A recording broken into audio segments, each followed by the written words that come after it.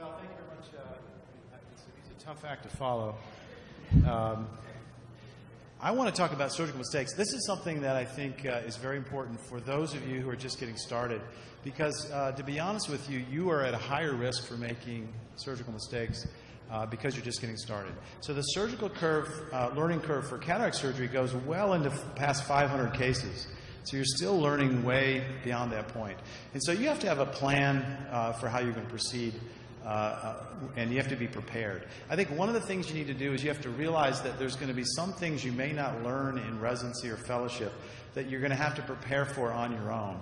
And here's a list of 4 things that I think are important: anterior vitrectomy, convert to extra cap, be able to remove a marred lens, and be able to place a lens when you have a damaged capsule. You may not have the opportunity when you're a resident or a fellow to do these things, but you need to know how to do it. And so there's ways you can learn. There's a million different videos on iTube, on Facebook. There's blogs. There's an example of a blog that we do at Iowa for those situations. But I think it's very important that you're prepared for this situation.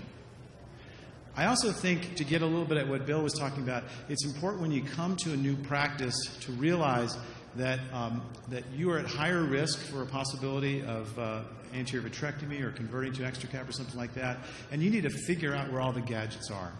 So when you come into the practice, you may have to set up a kit, and you can see Beth Kutzbach's picture there on the right. She was a faculty member with us right out of her residency, and one of the first things that Beth did when she came to our practice was she made these little kits. And what these kits were, they were contingency kits, she called them, and basically it had all the gadgets and devices that she needed to do an anterior vitrectomy, and all the gadgets and devices she needed to do a conversion to an extra cap. Because to be honest with you, those of us that have been there forever had that forceps was over there and the Kenalog was over there, and we kind of knew all this stuff because we've been there for 100 years. But for a new person coming in, it's important to sort of get that all together so that you have a strategy for the possibility of that occurring. Our patients are awake. So when we're doing surgery and we have problems, don't forget that your patient's awake. Let me show you something that happened just last week at the airport here that we all flew into. Climb maintain 7,000, Delta 2335, fly runway heading. Runway heading up to 7,000, Delta 2235. Speedbird, Mayday, Speedbird 2276, request fire services.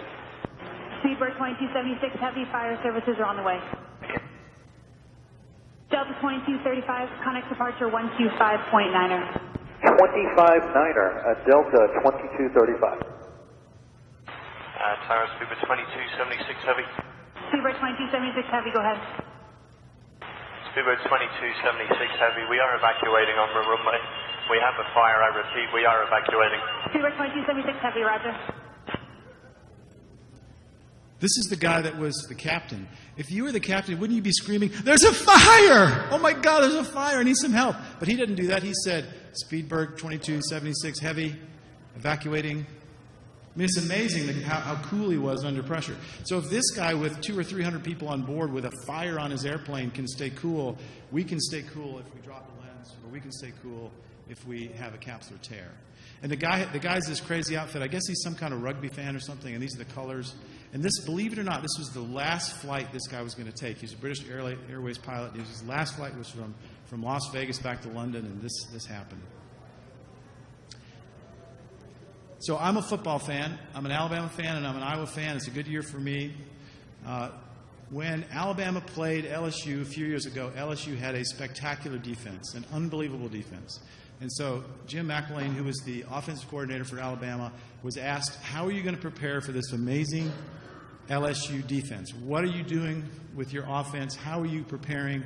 And what he said really struck me. He said, we're working on our punting. And so for those of you who are football fans, he was preparing for the failure of his offense. And what I'm trying to emphasize to you is that as a learning early surgeon, you have to be prepared for the possibility of you having a failure or being prepared for the possibility of a surgical mistake. Punting doesn't always go well. I don't know if there's any Michigan fans in here. I hope there are. I really do. So there was that, and then there was this. Michigan State and Michigan 2. Cook looking for Kings. Incomplete on a 4th and 19. So surely that ends the game. All Michigan has to do is execute a punt, and they can't do it. The ball comes to Jalen Watts-Jackson, and look at the moves. As time expires into the end zone for one of the most improbable finishes you will ever see. It's so sad. I don't like Michigan or Michigan State. I just want to make that clear. I have no bias at all in this. I do think it's important to think about the idea of punting. In other words, when you're an anterior segment surgeon, have somebody that you use that's got more gray hair, have somebody that you use to help you with tough cases, somebody you refer your tough cases to. When you're just getting started, don't take on the tough cases. Send those tough cases to somebody that's got more experience than you. Start with the easy cases. It's very important. We have to, most often we punt to retina, right? That's what we're usually punting to. We drop a lens, endophthalmitis. First thing to keep in mind, it's not your fault they chose to go into retina, okay? It's not your fault. That's their thing. If you drop a lens and you call them up and say, I need some help, just keep in mind that it was their choice to go into retina. And here's another thing I want you to keep in mind. Sometimes the retina folks need us. This is a case of a very early cataract after a vitrectomy. Beware of early cataracts after vitrectomy. This is a long time ago. You can see we're using ICG stain. Most of you probably haven't used ICG stain, but this is what we used before Trypan. It reminds me of this classic YouTube video.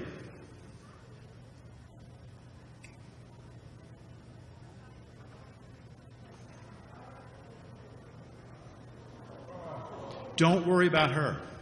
Let me tell you, when I was doing this case, I had a very similar situation. That the posterior capsule was torn. It had a hole in it, just like the lady didn't know there was a hole in the floor. But here's why I don't want you to worry about this lady. You were nice enough to provide us with. This is the video of what was going on from underneath. Now we've combined the two here. Now take a look. Let's go with this. And see here again, you're pouring a pint there, and there's a guy downstairs. It looks like he's baked a wedding cake, and just as you go down the hill, oh my goodness! Wow. So funny. When we have surgical mistakes, I think it's important to communicate. More than ever, it's important to communicate with our patients. And I just want to stress that I think it's okay to apologize to our patients. I think it's very important we stay involved. I think there's 3 phases of the apology, at least that I go through. During the case, when you have a problem with the surgery, I think you should have a very quick and very confident statement to the patient. Something like, I'm having trouble with your capsule. I'm sorry, but it's going to take a little bit longer. You may hear us setting up some equipment, but we're going to be very safe about this, and we're going to take good care of you. The reason I say that is because, particularly if you're doing the other eye, they know something's going on, and they're fearing the worst. So I think it's very important to communicate and just emphasize what's going on. The second phase, I think, of the apologize is right after the surgery, when you sit down with a patient and family, and sit down. Please just pull up a chair and sit down. And talk to them and say, we had some trouble with a thin capsule. I always say, very thin capsule. It's thinner than a red blood cell that holds the lens in place. And we dropped some of the lens material, and now we need to have one of our colleagues come in and help us that's more expert in this area to be safe. And I emphasize the word safe and sorry, and we're going to take good care of you. And then the final phase of the apology is after you have started the postoperative course, just you were their guide, you're helping them through the course of this, you're calling them, you're involved, and they understand that you're with them on this team. And then the other thing I want to mention is you need to develop yourself. When you have a surgical mistake, you need to think about what happened and how you can make yourself better. Get coaches, get local coaches and also virtual coaches. I mean, look, there's Federer. If Federer needs a coach, don't you think you need a coach? I mean, the only thing I will say is when you look at Federer's face with Stefan Edberg coaching them, he's got the same sort of look of apathy that my residents do when I try to give them tips. But that's another story. So in summary, it's a hard thing that we're asking you to do. When you have a mistake, you need to recognize you have a mistake and apologize. But sometimes when things are hard, you just have to do them. This guy's got a hard job here. He's going to do it. Überall. Sogar überall rein. In der Mitte am besten. Dahin. Ja. Wir mal gucken, nicht ans Lachen, das ist zu hart. Und drauf. Yeah. Disregard this cussing part right here. Motherfucker, Just disregard fuck the this. fucking world, and my new band is called Sis Kill.